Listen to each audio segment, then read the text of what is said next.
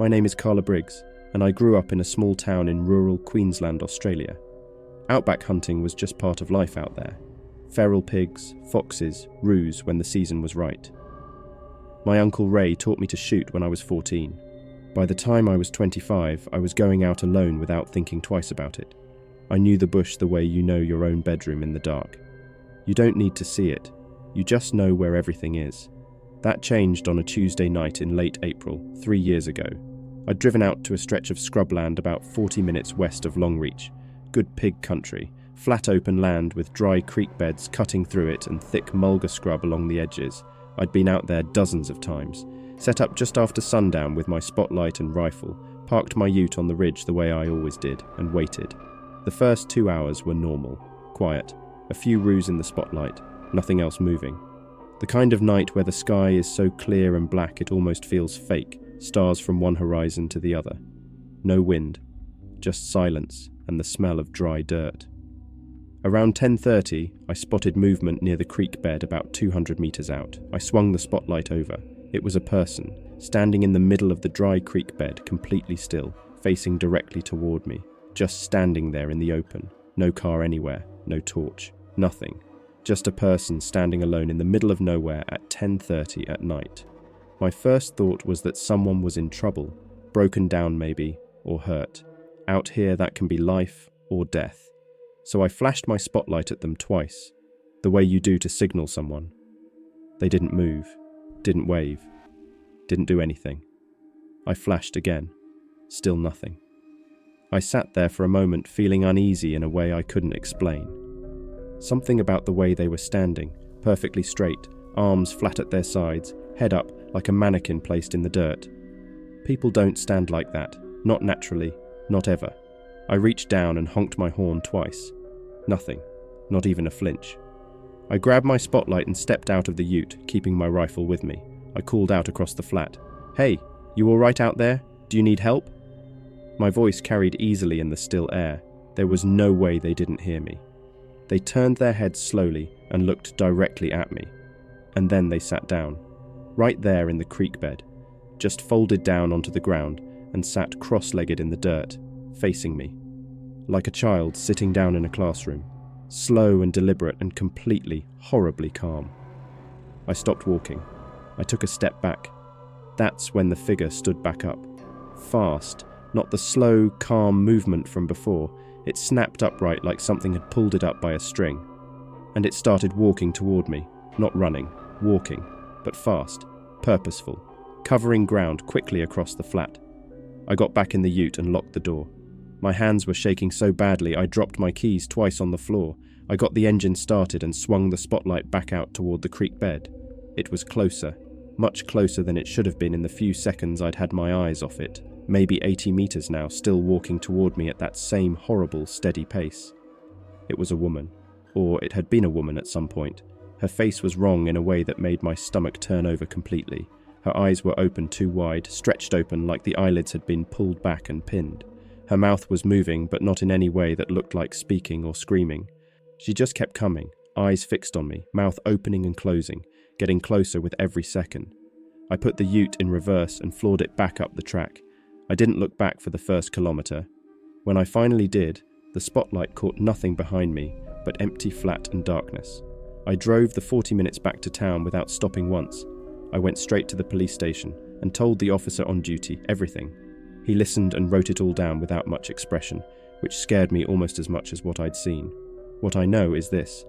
Whatever that woman was, whatever was left of her, she had been out there in that creek bed for a long time, walking back and forth in the dark, waiting for a light to come along, and I was stupid enough to flash mine twice.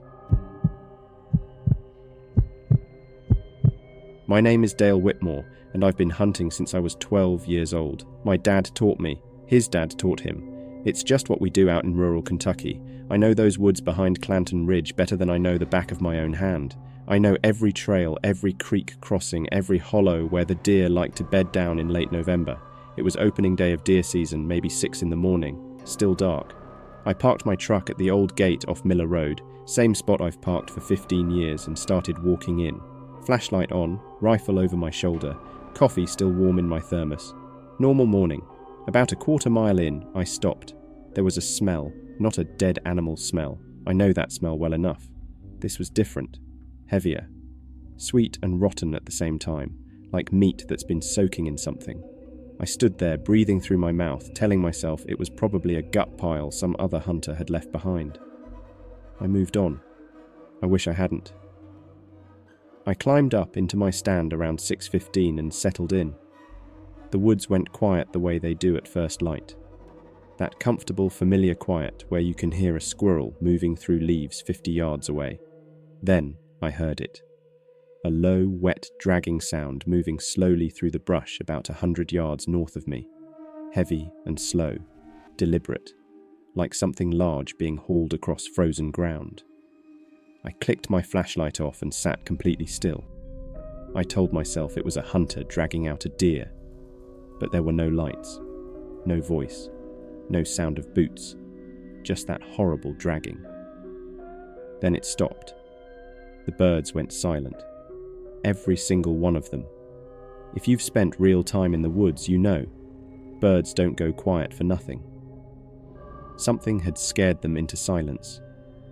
Then came the footsteps, directly below my stand, slow and heavy, walking in a wide circle around the base of my tree, round and round, unhurried, like whatever it was knew exactly where I was and simply didn't care. I looked down with my flashlight. That's when I saw it. It was standing at the edge of the light, just barely inside it. Tall, too tall, maybe 7 feet, maybe more. It was shaped like a person, but wrong in ways I can't fully put into words even now, and it was completely still, just standing there, facing up at me. The skin was pale, not just white, but the grey-white colour of something that's been underwater for too long.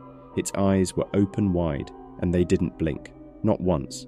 They caught the beam of my flashlight and reflected it back at me like an animal's eyes do in the dark. But this was no animal. Its mouth was slightly open, and it was smiling. This wide, stretched smile that went too far across its face, like the corners had been pulled back by hands. It didn't move. It just stood there smiling up at me in the dark. I couldn't make a sound. I tried. Nothing came out. My whole body locked up the way a body does when your brain can't decide between fight or run and ends up choosing neither. I just sat there gripping my rifle, completely useless, staring down at this thing staring back up at me. Then it made a sound, a low hum, almost like a person humming a tune to themselves. Calm and quiet, like it was perfectly comfortable, like it was happy. And then slowly, without any rush at all, it turned and walked back into the tree line. Not running, walking. And as it moved into the dark, I saw it was dragging something behind it through the leaves.